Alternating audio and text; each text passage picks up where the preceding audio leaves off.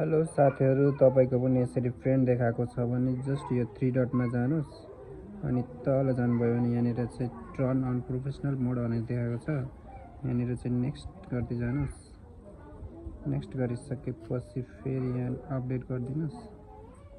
Update गरिसकेपछि तपाईहरुको पनि यस्तो देखाउँछ साथीहरु। पब्लिक गरिदिनुस् अनि नेक्स्ट गरिदिनुस् अनि फेरि कन्फर्म गरिदिनुस् अनि जस्ट फेरि कन्फर्म नेक्स्ट गरिदिनुस् अनि गो टु ड्यासबोर्ड गर्नुस्।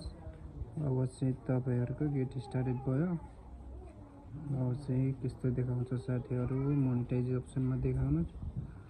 तपाईहरुको मोनेटाइज अप्सन यस्तो देखाउँछ। यसरी चाहिँ सेन्ड सबमिट भनेर देखाउँछ साथीहरु। फेसबुकमा चाहिँ कन्टेन्ट मोनेटाइजको लागि आजभोलि त्यसरी गर्नुभयो भने सबमिट गर्नुपर्ने हुन्छ साथीहरु। तपाईहरु कसरी व्हाट टाइप अफ क्रिएटर्स कस्तो टाइपको भिडियो बनाउनुहुन्छ भनेर चाहिँ आज मैले कन्टेन्ट मोनेटाइजको लागि चाहिँ यस्तो सेटअप दिएको छ साथीहरु।